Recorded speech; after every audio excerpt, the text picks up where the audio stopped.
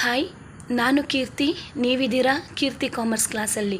ಇವತ್ತು ನಾನು admission of a partner ಚಾಪ್ಟರ್ಗೆ ಸಂಬಂಧಪಟ್ಟ ಕ್ವಶನ್ಸನ್ನು ವರ್ಕೌಟ್ ಮಾಡ್ತಾ ಇದ್ದೀನಿ. ನನ್ನ ಈ ವಿಡಿಯೋನ ಸ್ಟಾರ್ಟಿಂಗಿಂದ ಎಂಡ್ ತನಕ ಮಿಸ್ ಮಾಡದೆ ನೋಡಿ, ನಿಮಗೆ ಪ್ರಾಬ್ಲಮ್ಸನ್ನು ಹೇಗೆ ಸಾಲ್ವ್ ಮಾಡೋದು ಅಂತ ಗೊತ್ತಾಗುತ್ತೆ. Suresh and Mahesh are partners in a firm, sharing profit and loss equally. Their balance sheet as on 31st March 2026 was as follows. So balance sheet ಕೊಟ್ಟಿದ್ದಾರೆ. Liability side items, creditors, bills payable, reserve fund, profit and loss, capital accounts of Suresh Mahesh ಕೊಟ್ಟಿದ್ದಾರೆ. Total 2 lakh ಅಂತೆ. Asset side items, cash, stock, ಡೇಟರ್ಸ್ 40,000 less provision for doubtful date 2,000 ಅಂತ ಹೇಳಿದ್ದಾರೆ. Machinery, building, patent. So ಈ ಎಲ್ಲ ಐಟಮ್ಸನ್ನು ಕೊಟ್ಟಿದ್ದಾರೆ. Adjustment ನೋಡಿ. On 1st April 2026, they admit Ganesh as a new partner for 1/4 share in the future profit on the following terms. Ganesh should bring in cash 50,000 as his capital and rupee 20,000 towards goodwill, and goodwill amount is withdrawn by old partners as per accounting standard 26. Depreciate machinery by 10%. Increase provision for doubtful debt by 4,000 rupee. Building are revalued at rupee 1 lakh. Prepare revaluation account, partners capital account and new balance sheet of the firm. So ಇದು ನಿಮಗೆ ಕೊಟ್ಟಿರುವ problem. ಯಾವತ್ತೇ ಆಗಲಿ admission of a partner ಚಾಪ್ಟರ್ಗೆ related ಆಗಿರುವ questions ಕೊಡ್ತಿದ್ದಾರೆ ಅಂತಂದರೆ ಅದು ನಾರ್ಮಲಿ ಇದೇ ರೀತಿ ಬರ್ತದೆ. ಫಸ್ಟಿಗೆ ನೀವು ಮಾಡಬೇಕಾದ್ದು ರಿವ್ಯಾಲ್ಯೂಯೇಷನ್ ಅಕೌಂಟ್ ಪ್ರಿಪೇರ್ ಆದಮೇಲೆ ಪಾರ್ಟ್ನರ್ಸ್ ಕ್ಯಾಪಿಟಲ್ ಅಕೌಂಟ್ ಪ್ರಿಪೇರ್ ಮಾಡಬೇಕು. ಅದಾದಮೇಲೆ ಬ್ಯಾಲೆನ್ಸ್ ಶೀಟನ್ನು ಪ್ರಿಪೇರ್ ಮಾಡಬೇಕು. ಈಗ ಮೊದಲಿಗೆ ನಾನು ರಿವ್ಯಾಲ್ಯೂಯೇಷನ್ ಅಕೌಂಟನ್ನು ಹೇಗೆ ಪ್ರಿಪೇರ್ ಮಾಡೋದು ಹೇಳ್ತೇನೆ. ಯಾವತ್ತೇ ಆಗಲಿ ರಿವ್ಯಾಲ್ಯೂಯೇಷನ್ ಅಕೌಂಟನ್ನು ಪ್ರಿಪೇರ್ ಮಾಡಬೇಕಾದ್ರೆ ನೀವು ಮೊದಲು ನಿಮಗೆ ಪ್ರಾಬ್ಲಮಲ್ಲಿ ಏನು ಬ್ಯಾಲೆನ್ಸ್ ಶೀಟ್ ಅಂತ ಕೊಟ್ಟಿದ್ದಾರೆ ಆ ಬ್ಯಾಲೆನ್ಸ್ ಶೀಟನ್ನು ಅಡ್ಜಸ್ಟ್ಮೆಂಟ್ಸ್ ಅಂತ ಏನು ಕೊಟ್ಟಿದ್ದಾರೆ ಅದರ ಜೊತೆ ಕಂಪೇರ್ ಮಾಡಿ ನೋಡಬೇಕು. ಕಂಪೇರ್ ಮಾಡಿ ನೋಡಿ ಆಮೇಲೆ ರಿವ್ಯಾಲ್ಯೂಯೇಷನ್ ಅಕೌಂಟಲ್ಲಿ ಎಂಟ್ರಿ ಮಾಡಬೇಕು. ಇದು ನೋಡಿ, ಇದು ನಾನು ಆಲ್ರೆಡಿ ಪ್ರಿಪೇರ್ ಮಾಡಿ ಇಟ್ಕೊಂಡಿರುವಂತಹ ರಿವ್ಯಾಲ್ಯೂಯೇಷನ್ ಅಕೌಂಟ್. ಈಗ ನೀವು ಪ್ರಾಬ್ಲಮ್ ಹೇಗೆ ಸಾಲ್ವ್ ಮಾಡ್ತೀರಾ ಅಂದರೆ, ನಿಮಗೆ ಪ್ರಾಬ್ಲಮಲ್ಲಿ ಒಂದು ಬ್ಯಾಲೆನ್ಸ್ ಶೀಟ್ ಕೊಟ್ಟಿರ್ತಾರಲ್ವಾ, ಈ ರೀತಿ ಕೊಟ್ಟಿರುವಂತಹ ಬ್ಯಾಲೆನ್ಸ್ ಶೀಟ್ ಏನಿರುತ್ತೆ ಇದನ್ನು ನಾವು ಓಲ್ಡ್ ಬ್ಯಾಲೆನ್ಸ್ ಶೀಟ್ ಅಂತ ಕರಿತೇವೆ. ನೀವು ಇನ್ನು ಹೊಸದಾಗಿ ಏನು ಪ್ರಿಪೇರ್ ಮಾಡ್ತೀರಿ revaluation account, partners capital account ಮತ್ತು ಬ್ಯಾಲೆನ್ಸ್ ಶೀಟ್ ಅಂತ, ಸೊ ಆ ಬ್ಯಾಲೆನ್ಸ್ ಶೀಟನ್ನು ನಾವು ಹೊಸ ಬ್ಯಾಲೆನ್ಸ್ ಶೀಟ್ ಅಂತ ಕರಿತೇವೆ. ನಾನು ಆಲ್ರೆಡಿ ಹೇಳಿದ್ದೇನೆ, ಓಲ್ಡ್ ಬ್ಯಾಲೆನ್ಸ್ ಶೀಟಲ್ಲಿರುವ ಇನ್ಫಾರ್ಮೇಷನ್ನ ಅಲ್ಲಿ ಕೊಟ್ಟಿರುವಂತಹ ಅಡ್ಜಸ್ಟ್ಮೆಂಟ್ಸ್ಗಳ ಜೊತೆ ಕಂಪೇರ್ ಮಾಡ್ತಾ ನೋಡಬೇಕು. ಇಲ್ಲಿ ನೋಡಿ, ಈ ರಿವ್ಯಾಲ್ಯೂಯೇಷನ್ ಅಕೌಂಟ್ ಫಾರ್ಮ್ಯಾಟಲ್ಲಿ ನೀವು ಐಟಮ್ಸ್ಗಳನ್ನು ಹೇಗೆ ಎಂಟ್ರಿ ಮಾಡ್ತೀರಿ ಅಂದರೆ, ನೀವು ಓಲ್ಡ್ ಬ್ಯಾಲೆನ್ಸ್ ಶೀಟಲ್ಲಿರುವ ಐಟಮ್ಸನ್ನು ಅಡ್ಜಸ್ಟ್ಮೆಂಟ್ಸಲ್ಲಿರುವ ಐಟಮ್ಸ್ಗಳ ಜೊತೆ ಕಂಪೇರ್ ಮಾಡಿದಾಗ ನಿಮಗೆ ಎಸೆಟ್ ವ್ಯಾಲ್ಯೂ ಜಾಸ್ತಿ ಆಗಿದೆ ಅಂತ ಅನ್ನಿಸಿದರೆ ನೀವು ಅದನ್ನು ಕ್ರೆಡಿಟ್ ಸೈಡಲ್ಲಿ ಎಂಟ್ರಿ ಮಾಡ್ತೀರಿ. ಹಾಗೆಯೇ ಎಸೆಟ್ ವ್ಯಾಲ್ಯೂ ಕಡಿಮೆ ಆಗಿದೆ ಅಂತ ಅನ್ನಿಸಿದರೆ ಅದನ್ನು ಡೆಬಿಟ್ ಸೈಡಲ್ಲಿ ಎಂಟ್ರಿ ಮಾಡ್ತೀರಿ. ಹಾಗೆಯೇ ಲಯಬಿಲಿಟೀಸ್ ವ್ಯಾಲ್ಯೂ ಜಾಸ್ತಿ ಆಗಿದ್ದರೆ ಡೆಬಿಟ್ ಸೈಡ್ ಎಂಟ್ರಿ ಆಗ್ತದೆ. ಲಯಬಿಲಿಟೀಸ್ ವ್ಯಾಲ್ಯೂ ಕಡಿಮೆ ಆಗಿದ್ದರೆ ಅದು ಕ್ರೆಡಿಟ್ ಸೈಡಿಗೆ ಎಂಟ್ರಿ ಬರ್ತದೆ. ಕೊನೆಗೆ ನಿಮಗೆ ಏನು ಬ್ಯಾಲೆನ್ಸಿಂಗ್ ಫಿಗರ್ ಸಿಗ್ತದೆ ಅದನ್ನು ನೆಕ್ಸ್ಟ್ ಅಕೌಂಟ್ ಏನು ಇಲ್ಲಿ ಮೆನ್ಷನ್ ಮಾಡಿದೆ ಪಾರ್ಟ್ನರ್ಸ್ ಕ್ಯಾಪಿಟಲ್ ಅಕೌಂಟ್ ಅಂತ, ಸೊ ಈ ಅಕೌಂಟಿಗೆ ಟ್ರಾನ್ಸ್ಫರ್ ಮಾಡ್ತೀರಿ. ಸೊ ಇಷ್ಟೇ ಬೇಸಿಕ್. ಸೊ ಇದಿಷ್ಟೇ ನೀವು ರಿವ್ಯಾಲ್ಯೂಯೇಷನ್ ಅಕೌಂಟ್ ಪ್ರಿಪೇರ್ ಮಾಡಲಿಕ್ಕೆ ಯೂಸ್ ಮಾಡಬೇಕಾದಂತಹ ಇನ್ಫಾರ್ಮೇಷನ್. ಯಾವ ಇನ್ಫಾರ್ಮೇಷನ್ ಯೂಸ್ ಮಾಡ್ತೀರಿ ಅಂದರೆ, ನಿಮ್ಮ ಓಲ್ಡ್ ಬ್ಯಾಲೆನ್ಸ್ ಶೀಟ್ನ ಇನ್ಫಾರ್ಮೇಷನ್ನ ಅಡ್ಜಸ್ಟ್ಮೆಂಟ್ಸಲ್ಲಿ ಕೊಟ್ಟಿರುವ ಇನ್ಫಾರ್ಮೇಷನ್ಸ್ಗಳ ಜೊತೆ ಕಂಪೇರ್ ಮಾಡ್ತಾ ಹೋಗಬೇಕು. ಈಗ ಅಡ್ಜಸ್ಟ್ಮೆಂಟ್ಸ್ ನೋಡಿ. Ganesh should bring 50,000 cash as capital and 20,000 as goodwill is withdrawn by the old partners. So ಈ ಇನ್ಫಾರ್ಮೇಷನ್ ಯಾವಾಗಲೂ ನಾವು ಪಾರ್ಟ್ನರ್ಸ್ ಕ್ಯಾಪಿಟಲ್ ಅಕೌಂಟಲ್ಲಿ ಎಂಟ್ರಿ ಮಾಡುವಂಥದ್ದು. ಹಾಗಾಗಿ ರಿವ್ಯಾಲ್ಯೂಯೇಷನ್ ಅಕೌಂಟಿಗೆ ಇದು ಯಾವುದೇ ರೀತಿಯ ಎಫೆಕ್ಟನ್ನು ಕೊಡೋದಿಲ್ಲ. ನೆಕ್ಸ್ಟ್ ಐಟಮ್ ನೋಡಿ. ಡಿಪ್ರಿಷಿಯೇಟ್ ಮಿಷಿನರಿ ಬೈ 10% ಅಂತ ಹೇಳಿದ್ದಾರೆ. ಅಂದರೆ ಮಿಷಿನರಿ ವ್ಯಾಲ್ಯೂ ಕಡಿಮೆ ಆಗಿದೆ ಅಂತ ಅರ್ಥ. ಸೊ ಮಿಷಿನರಿ ವ್ಯಾಲ್ಯೂ ಕಡಿಮೆ ಆಗಿದ್ದರೆ ಯಾವ ಸೈಡ್ ಎಂಟ್ರಿ ಆಗಬೇಕು? Machinery is a asset. So asset value ಕಡಿಮೆ ಆಗಿದ್ದರೆ ಡೆಬಿಟ್ ಸೈಡಲ್ಲಿ ಎಂಟ್ರಿ ಮಾಡ್ತೀರಿ. ಏನಂತ? To machinery account. Balance sheet value ಇರೋಂಥದ್ದು 20,000. ಸೊ 20,000 ಮೇಲೆ 10% ಅಂದರೆ 2,000 ಡಿಪ್ರಿಸಿಯೇಷನ್ ಅಂತ ಆಯಿತು. ನೆಕ್ಸ್ಟ್ ಸೆಕೆಂಡ್ ಐಟಮ್ ನೋಡಿ, increase provision for doubtful debt by 4,000. Increase provision for doubtful debt by 4,000. By 4,000 ಅಂದ್ರೇನು? ಪಿ ಡಿ ಡಿ ಅನ್ನುವಂಥದ್ದು 4,000ದಷ್ಟು ಜಾಸ್ತಿ ಆಗಿದೆ. ಅಂದರೆ ಓಲ್ಡ್ ಬ್ಯಾಲೆನ್ಸ್ ಶೀಟಲ್ಲಿ ಏನು ಪಿ ಡಿ ಡಿ ಅಂತ ಹೇಳಿದ್ದಾರೋ ಅದು ಅಲ್ಲದೆ ಇನ್ನೂ 4,000ದಷ್ಟು ಜಾಸ್ತಿ ಆಗಿದೆ. ಹಾಗಾದರೆ ಹೊಸ ಬ್ಯಾಲೆನ್ಸ್ ಶೀಟಿಗಾಗುವಾಗ ನಾವು ಪಿ ಡಿ ಡಿ ಎಷ್ಟು ತಗೊಳ್ಬೇಕು?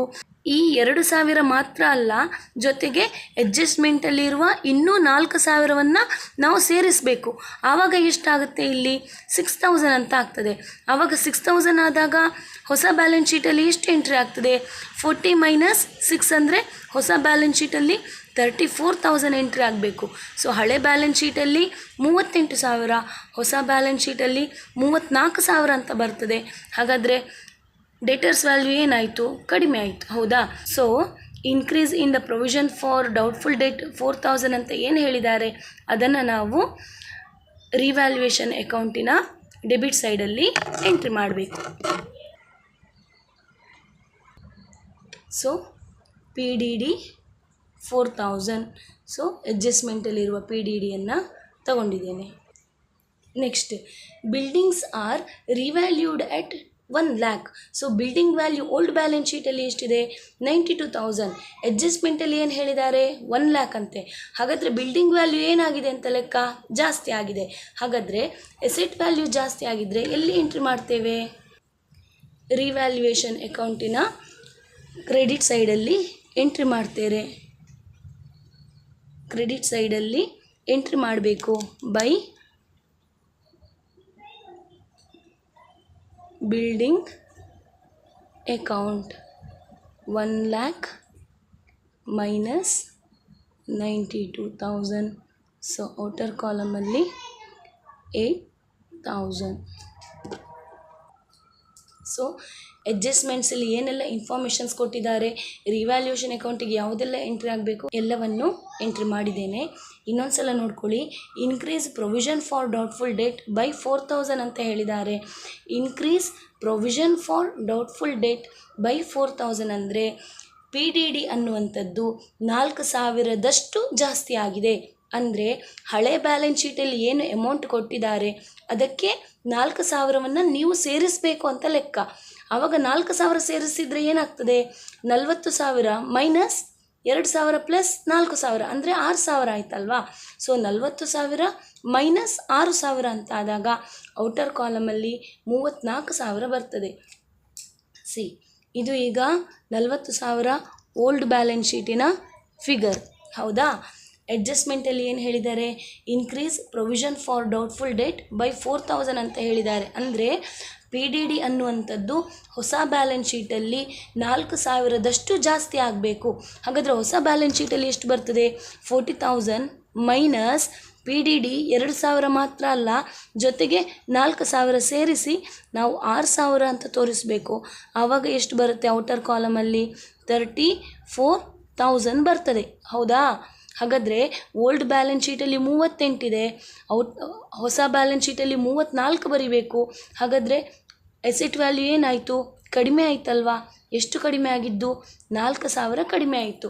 ಹಾಗಾಗಿ ರಿವ್ಯಾಲ್ಯೂಯೇಷನ್ ಅಕೌಂಟಲ್ಲಿ 2 ಪಿ ಡಿ ಡಿ 4,000 ಅಂತ ತಗೊಂಡದ್ದು ಎಸೆಟ್ ವ್ಯಾಲ್ಯೂ ಕಡಿಮೆ ಆಗಿರೋದಕ್ಕಾಗಿ.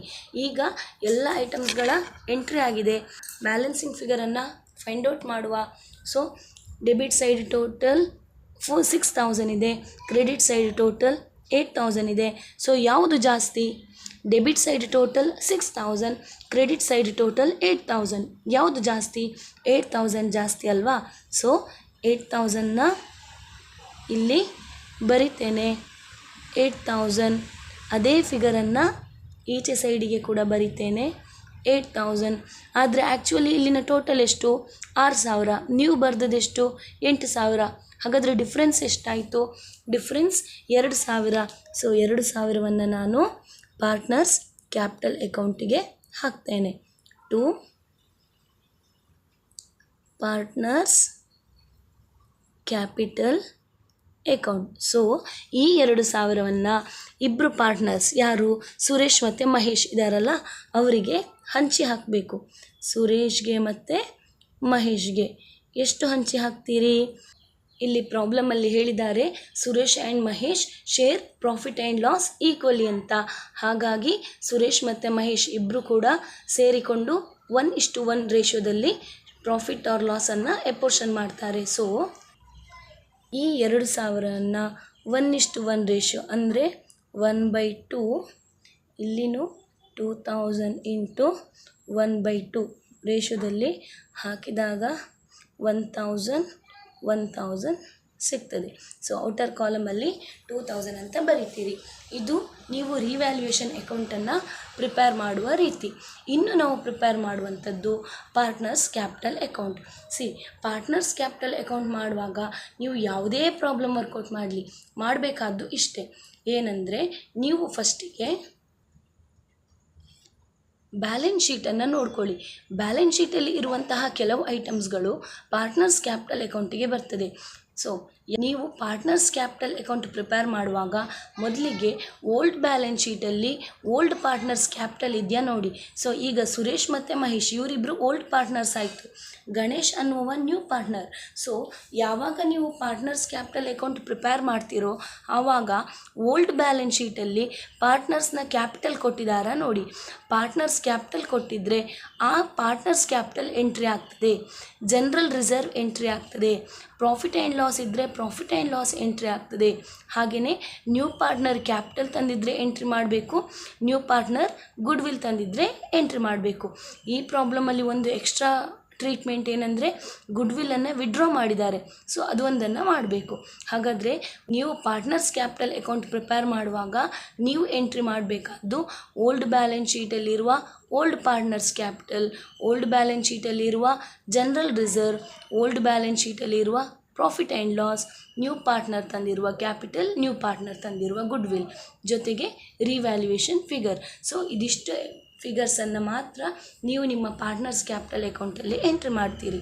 So first one, old balance ಶೀಟಲ್ಲಿ ಓಲ್ಡ್ ಪಾರ್ಟ್ನರ್ಸ್ ಕ್ಯಾಪಿಟಲ್ ಕೊಟ್ಟಿದ್ದಾರೆ. ಎಷ್ಟು? ಸುರೇಶ್ 40, ಮಹೇಶ್ 30 ಅಂತ ಹೇಳಿದ್ದಾರೆ. ಸೊ ಇದನ್ನೇ ಎಂಟ್ರಿ ಮಾಡುವ.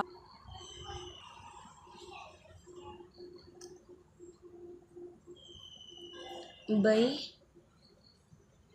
Balance brought down 40,000 30,000. Old balance ಶೀಟಲ್ಲಿ ರಿಸರ್ವ್ ಫಂಡ್ 30,000 ಹೇಳಿದ್ದಾರೆ. ಪ್ರಾಫಿಟ್ ಆ್ಯಂಡ್ ಲಾಸ್ ಅಕೌಂಟ್ 10,000 ಹೇಳಿದ್ದಾರೆ. ಸೊ ರಿಸರ್ವ್ ಫಂಡ್ ಮತ್ತು ಪ್ರಾಫಿಟ್ ಆ್ಯಂಡ್ ಲಾಸ್ ಇದೆರಡನ್ನೂ ಕೂಡ ನಾವು ಓಲ್ಡ್ ಪಾರ್ಟ್ನರ್ಸ್ ರೇಷಿಯೋ ಏನು ಹೇಳಿದ್ದಾರೆ ಈಕ್ವಲಿ ಅಂತ, ಸೊ ಅದರ ಪ್ರಕಾರ ಎಪೋರ್ಷನ್ ಮಾಡ್ತೇವೆ. ಬೈ ರಿಸರ್ವ್ ಫಂಡ್ 30,000 ಹೇಳಿದರು. ಸೊ ಆ 30,000ನ 1:1 ರೇಷಿಯೋದಲ್ಲಿ ಎಪೋರ್ಷನ್ ಮಾಡಿದಾಗ ನಿಮಗೆ ಸಿಗುವಂಥದ್ದು 15,000. ಹಾಗೆಯೇ by profit and loss account 10,000 ಹೇಳಿದರು. ಸೊ ಅದನ್ನು 1:1 ರೇಷಿಯೋದಲ್ಲಿ ಎಪೋರ್ಷನ್ ಮಾಡಿದಾಗ 5,000 ಸಿಗ್ತದೆ. ನೆಕ್ಸ್ಟ್ ನ್ಯೂ ಪಾರ್ಟ್ನರ್ ತಂದಿರುವ ಕ್ಯಾಪಿಟಲ್. ನ್ಯೂ ಪಾರ್ಟ್ನರ್ ತಂದಿರುವ ಕ್ಯಾಪಿಟಲ್ ಗುಡ್ ವಿಲ್ ಏನಿದೆ ಅದನ್ನು ನಾವು ಬೈ ಕ್ಯಾಶ್ ಅಕೌಂಟ್ ಅಂತ ಕರಿತೇವೆ. ಸೊ ನ್ಯೂ ಪಾರ್ಟ್ನರ್ ತಂದಿರುವ capital 50,000, goodwill 20,000. So totally 70,000ವನ್ನು ಎಂಟ್ರಿ ಮಾಡಬೇಕು. ಈ 70,000ದಲ್ಲಿ 50,000 ಕ್ಯಾಶ್ ಇದೆ, 20,000 ಗುಡ್ ವಿಲ್ ಇದೆ.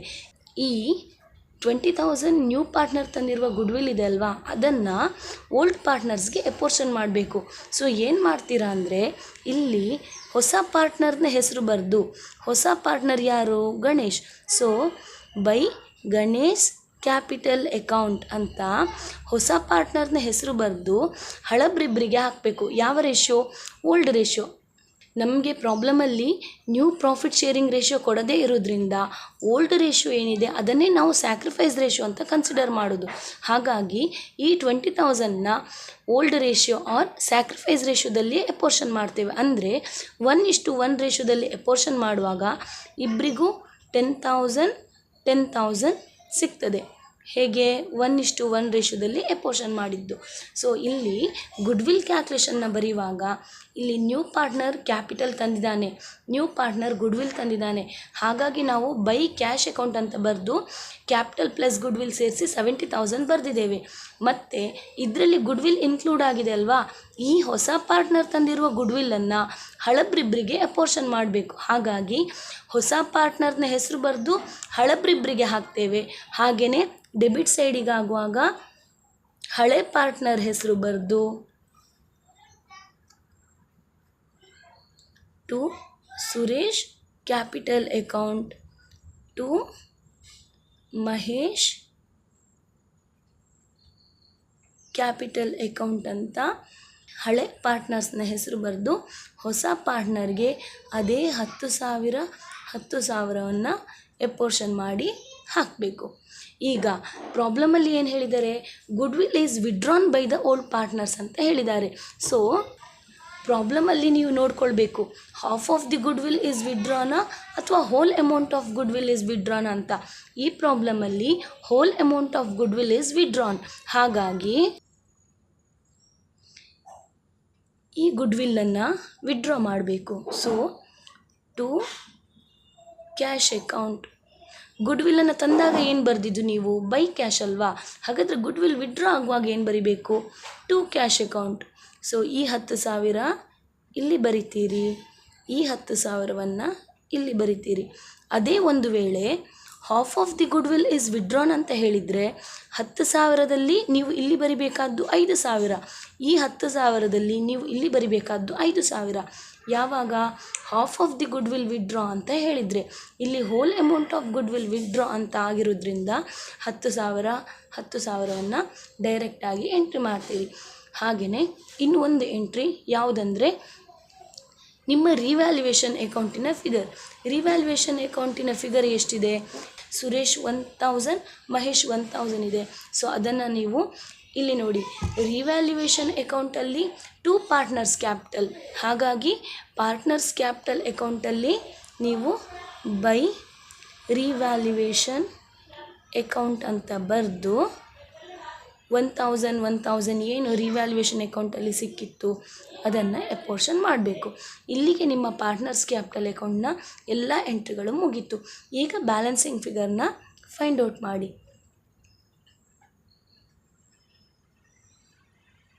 ಸೊ ಅಬ್ವಿಯಸ್ಲಿ ಬೇರೆ ಯಾವ ಚೇಂಜಸ್ ಇಲ್ಲ. ಇಲ್ಲಿ ಬೈ ಬ್ಯಾಲೆನ್ಸ್ ಬ್ರಾಟ್ ಡೌನ್ ಅಂತ ಇರೋದ್ರಿಂದ ನಿಮ್ಮ balancing figure to balance carry down ಅಂತಲೇ ಬರುತ್ತೆ. ಹಾಗೆಯೇ ಬರಬೇಕು. ಒಂದು ವೇಳೆ ಹಾಗೆ ಬರಲಿಲ್ಲ ಅಂತಂದರೆ ನಿಮ್ಮ ಪ್ರಾಬ್ಲಮ್ ಎಲ್ಲಿಯೋ ತಪ್ಪಾಗಿದೆ ಅಂತಲೇ ಲೆಕ್ಕ. ಸೊ ಓಪನಿಂಗ್ ಬ್ಯಾಲೆನ್ಸ್ ನಿಮ್ಮದು ಬೈ ಬ್ಯಾಲೆನ್ಸ್ ಬ್ರಾಟ್ ಡೌನ್ ಆಗಿರೋದ್ರಿಂದ ನಿಮ್ಮ balancing figure to balance carry down ಅಂತಲೇ ಬರಬೇಕು. ಈಗ ಕ್ಯಾಲ್ಕುಲೇಟ್ ಮಾಡಿ, ಸುರೇಶ್ ಕ್ಯಾಲ್ಕುಲೇಟ್ ಮಾಡಿ ನೋಡಿ ಟೋಟಲ್ ಎಷ್ಟು ಬರ್ತದೆ ಅಂತ. ಸೊ ಟೋಟಲ್ 71,000 ಬಂತು. ಸೊ ಅದೇ 71,000ನ ಇಲ್ಲಿ ಬರಿತೀರಿ. ಈ 71,000ಇಂದ ಇಲ್ಲಿ ಏನೆಲ್ಲ ಫಿಗರ್ಸ್ ಇದೆ ಅದನ್ನೆಲ್ಲ ಮೈನಸ್ ಮಾಡಿ ಇಲ್ಲಿ ಬ್ಯಾಲೆನ್ಸಿಂಗ್ ಫಿಗರ್ ಬರಿಬೇಕು.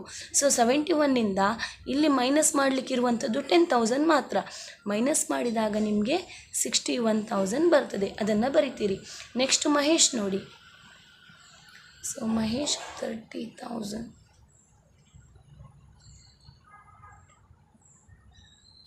61,000 ಟೋಟಲ್. ಸೊ ಅದರಿಂದ ಅದೇ 61,000ನ ಇಲ್ಲಿ ಬರಿತೀರಿ. ಇಲ್ಲಿ ಇರುವ 10,000ನ ಮೈನಸ್ ಮಾಡಿ ಬ್ಯಾಲೆನ್ಸಿಂಗ್ ಫಿಗರ್ 51,000 ಅಂತ ಬರಿತೀರಿ. Next Ganesh total 70,000. ಅದರಲ್ಲಿ ಇಲ್ಲಿ 10,000 ಮೈನಸ್ ಮಾಡಿ ಬ್ಯಾಲೆನ್ಸಿಂಗ್ ಫಿಗರನ್ನು 50,000 ಬರಿತೀರಿ. ಇಲ್ಲಿಗೆ ನಿಮ್ಮ ಪಾರ್ಟ್ನರ್ಸ್ ಕ್ಯಾಪಿಟಲ್ ಅಕೌಂಟ್ ಮುಗೀತು. ಇನ್ನು ಬ್ಯಾಲೆನ್ಸ್ ಶೀಟ್ ಪ್ರಿಪೇರ್ ಮಾಡೋದು. ಬ್ಯಾಲೆನ್ಸ್ ಶೀಟ್ ಪ್ರಿಪೇರ್ ಮಾಡುವಾಗ ನೀವು ಆಲ್ರೆಡಿ ರಿವ್ಯಾಲ್ಯೂಯೇಷನ್ ಅಕೌಂಟ್ ಮಾಡಿದ್ದೀರಿ, ಹಳೆ ಬ್ಯಾಲೆನ್ಸ್ ಶೀಟಿನ ಫಿಗರನ್ನು ರಿವ್ಯಾಲ್ಯೂಯೇಷನ್ ಅಕೌಂಟ್ನ ಫಿಗರ್ನ ಜೊತೆ ಕಂಪೇರ್ ಮಾಡ್ತಾ ನೋಡಿ. ಆವಾಗ ನಿಮಗೆ ಎಂಟ್ರಿ ಮಾಡಲಿಕ್ಕೆ ಈಸಿ ಆಗ್ತದೆ. ಫಸ್ಟ್ ಐಟಮ್ ಕ್ಯಾಶ್ 10,000 ಅಂತ ಹೇಳಿದ್ದಾರೆ. ಸೊ ಯಾವಾಗಲೂ ನೀವು ಹೊಸ ಬ್ಯಾಲೆನ್ಸ್ ಶೀಟ್ ಮಾಡುವಾಗ ಕ್ಯಾಶ್ 10,000, ಆ ಕ್ಯಾಶ್ 10,000ಗೆ ನ್ಯೂ ಪಾರ್ಟ್ನರ್ ತಂದಿರುವ ಕ್ಯಾಪಿಟಲ್ ಅಂದರೆ ಗಣೇಶ್ ಅಲ್ವಾ. ಸೊ ಗಣೇಶ್ ಕ್ಯಾಪಿಟಲ್ ಎಷ್ಟು 50,000 ತಂದಿದ್ದಾನೆ. ಸೊ ಅದನ್ನು ಸೇರಿಸಬೇಕು. ಪ್ಲಸ್ ಗಣೇಶ್ ಗುಡ್ ವಿಲ್ ತಂದಿದ್ದಾನಲ್ವಾ 20,000. ಸೊ ಅದನ್ನು ಸೇರಿಸಬೇಕು. ಆವಾಗ ನಿಮಗೆ ಎಷ್ಟು ಬರುತ್ತೆ? 80,000 ಬರ್ತದೆ. ಜೊತೆಗೆ ಗಣೇಶ್ನ ಗುಡ್ ವಿಲ್ಲನ್ನು ವಿಡ್ರಾ ಮಾಡಲಿಲ್ವ ನೀವು? ಸೊ ಗಣೇಶ್ನ ಗುಡ್ ವಿಲ್ಲನ್ನು ನೀವು ವಿಡ್ರಾ ಮಾಡಿದ್ದೀರಿ. ಸೊ ವಿಡ್ರಾ ಎಷ್ಟು ಮಾಡಿದ್ದೀರಿ?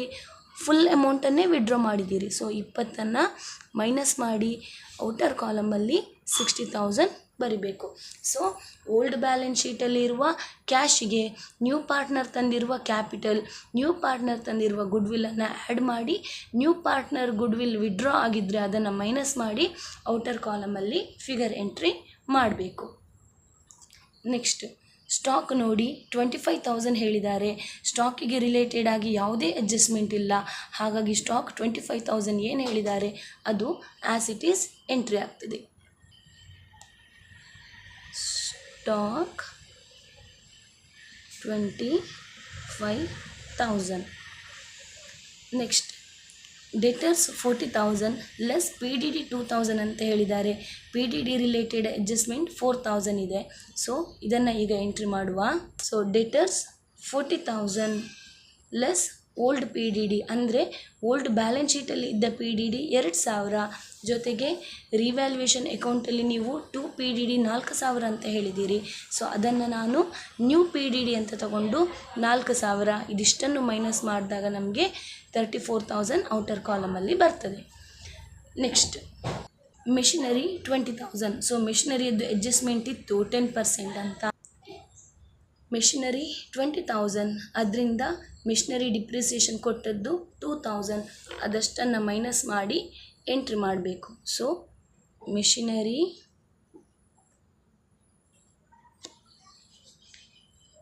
20,000 ಲೆಸ್ ಡಿಪ್ರಿಸಿಯೇಷನ್ 2,000 ಮಾಡಿ ಔಟರ್ ಕಾಲಮಲ್ಲಿ 18,000 ಎಂಟ್ರಿ ಮಾಡ್ತೀರಿ.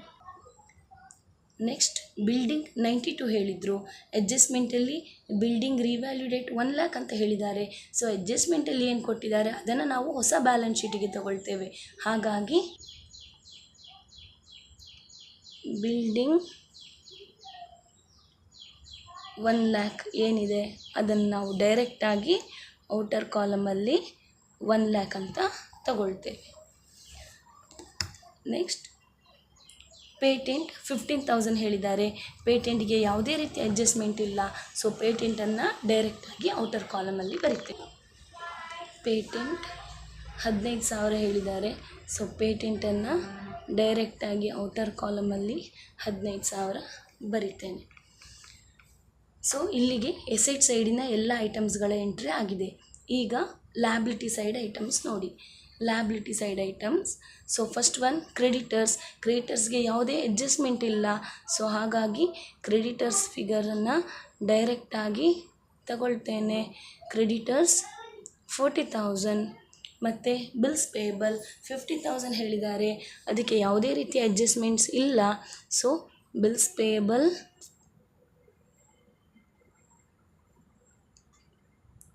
50,000 ಅಂತ ತಗೊಳ್ತೇನೆ. ಮತ್ತು ರಿಸರ್ವನ್ನು ನೀವು ಪಾರ್ಟ್ನರ್ಸ್ ಕ್ಯಾಪಿಟಲ್ ಅಕೌಂಟಲ್ಲಿ ಎಪೋರ್ಷನ್ ಮಾಡಿದ್ದೀರಿ. ಪ್ರಾಫಿಟ್ ಆ್ಯಂಡ್ ಲಾಸ್ ಅಕೌಂಟನ್ನು ಪಾರ್ಟ್ನರ್ಸ್ ಕ್ಯಾಪಿಟಲ್ ಅಕೌಂಟಲ್ಲಿ ಎಪೋರ್ಷನ್ ಮಾಡಿದ್ದೀರಿ. ಈಗ ಕ್ಯಾಪಿಟಲ್. ಸೊ ಕ್ಯಾಪಿಟಲ್ ನಿಮ್ಮ ಪಾರ್ಟ್ನರ್ಸ್ ಕ್ಯಾಪಿಟಲ್ ಅಕೌಂಟ್ ಮಾಡಿದಾಗ ಅಲ್ಲಿ ಬ್ಯಾಲೆನ್ಸಿಂಗ್ ಫಿಗರ್ ಏನು ಸಿಕ್ಕಿತ್ತು ಅದೇ ಈಗ ಪಾರ್ಟ್ನರ್ಸ್ನ capital. So capital of Suresh 61,000, Mahesh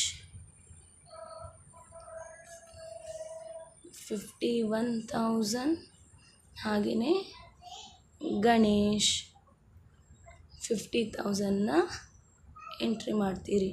so final answer ಎಷ್ಟು ಬರ್ತದೆ ನೋಡಿ. ಸೊ ಫೈನಲ್ ಆನ್ಸರ್ 112 2,52,000 ಬರ್ತದೆ. ಹಾಗೆಯೇ ಈಚೆ ಸೈಡಲ್ಲಿ ಸೊ ಎಸೆಟ್ ಸೈಡ್ ಟೋಟಲ್ ಕೂಡ 2,52,000 ಎಂಟ್ರಿ ಆಗ್ತದೆ. ಸೊ ಇಲ್ಲಿ ಸ್ಪೇಸ್ ಇಲ್ಲ ಅಂತ ಇಲ್ಲಿ ಬರೀತಿದ್ದೇನೆ. ಸೊ ಇಲ್ಲಿ ಬರೀಲಿಕ್ಕೆ ಹೋಗಬೇಡಿ, ಇಲ್ಲಿಯೇ ಫೈನಲ್ ಆನ್ಸರ್ನ ಎಂಟ್ರಿ ಮಾಡಬೇಕು. ಸೊ ಎರಡು ಸೈಡ್ ಕೂಡ 2,50,000 2,50,000 ಸಿಗ್ತದೆ. ಬ್ಯಾಲೆನ್ಸ್ ಶೀಟ್ ಪ್ರಿಪೇರ್ ಮಾಡುವಾಗ ಬ್ಯಾಲೆನ್ಸ್ ಶೀಟ್ ಡೇಟ್ ನೋಡ್ಕೊಳ್ಳಿ. 31st March 2027 ಹೇಗೆ ಹಾಕೋದಂದರೆ, ನಿಮ್ಮ ಹಳೆ ಬ್ಯಾಲೆನ್ಸ್ ಶೀಟ್ ಡೇಟ್ ಏನಿದೆ 31st March 2026, ಹಾಗಾಗಿ ಹೊಸ ಬ್ಯಾಲೆನ್ಸ್ ಶೀಟ್ ಡೇಟ್ ಏನಾಗಬೇಕು 31st March 2027 ಆಗಬೇಕು. ಆಯಿತಾ? ಸೊ ಈ ರೀತಿಯಾಗಿ ನೀವು ಪ್ರಾಬ್ಲಮನ್ನು ವರ್ಕೌಟ್ ಮಾಡಿದರೆ ನಿಮ್ಮ ಅಡ್ಮಿಷನ್ ಆಫ್ ಅ ಪಾರ್ಟ್ನರ್ಗೆ ಏನು ಮಾರ್ಕ್ಸ್ ಅಲಾಟ್ ಆಗಿತ್ತು, ಸೊ ಆ ಎಲ್ಲ ಮಾರ್ಕ್ಸ್ ಫುಲ್ ಮಾರ್ಕ್ ನಿಮಗೆ ಕ್ಲಿಯರಾಗಿ ಸಿಗ್ತದೆ. ನನ್ನ ಇವತ್ತಿನ ವಿಡಿಯೋ ನಿಮಗೆ ಇಷ್ಟ ಆಗಿದ್ದರೆ ಲೈಕ್ ಮಾಡಿ, ಶೇರ್ ಮಾಡಿ ಮತ್ತು ಸಬ್ಸ್ಕ್ರೈಬ್ ಮಾಡಿ. ನಿಮ್ಮ ಫ್ರೆಂಡ್ಸ್ಗೆ ಕೂಡ ಹೇಳಿ.